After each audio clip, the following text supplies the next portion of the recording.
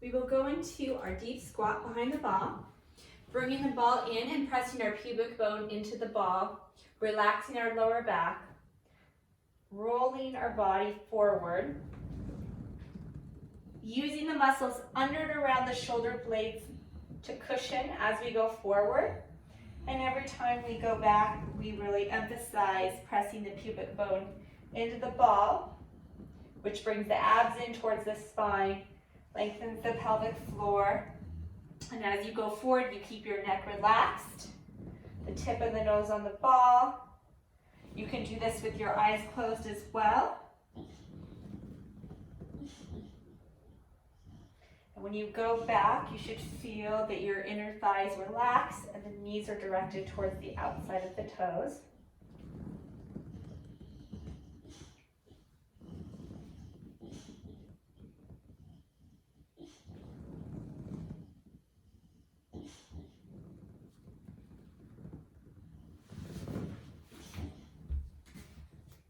From here, we are going to lie on the ground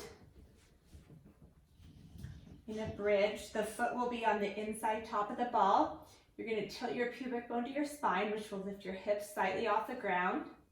Arms are out at the sides, either down by your sides or out at shoulder height. And we're going to roll onto the side of our foot as we bring the knee in towards our shoulder. You want to try to keep your hips level, pointing straight up towards the ceiling, really bringing that knee in to really lengthen and stretch that pelvic floor. And really keep your pubic bone towards the spine so you're not lifted up, using your back to stay up.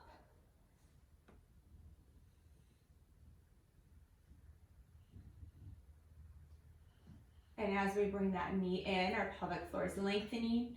And as the foot comes back, it rebounds back.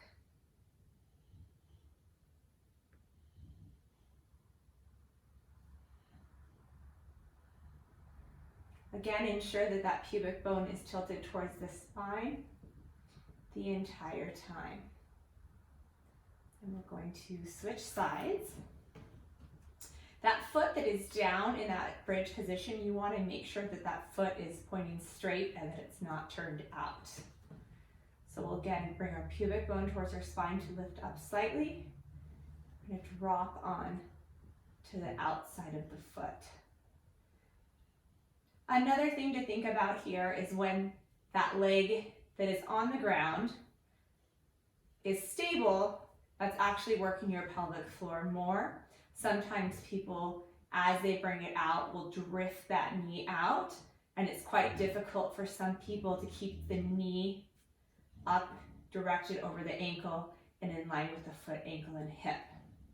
So ideally, you really want to keep that knee stable, and some of that is pelvic floor.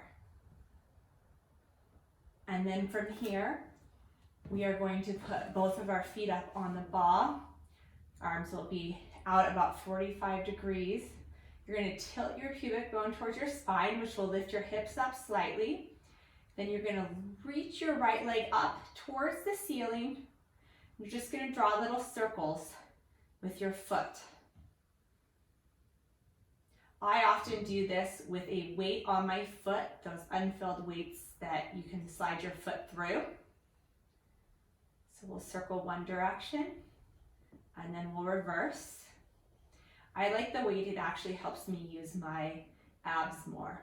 So those of you that are feeling your hamstrings a lot, the more you reach that leg up and bring your pubic bone towards your spine, the less you're going to feel your hamstrings and the stronger your abs and your pelvic floor get. And then you're going to switch legs. Again, reach it up towards the ceiling and do small circles. I find that a lot of people with extra weight on their foot, you can also use ankle weights, that actually helps them get out of their hamstrings, oddly enough. For some people it does, and then for other people, the opposite is true. So just kind of play around with what feels best for you and circle the other way. And I really love this exercise for abs, pelvic floor, hips,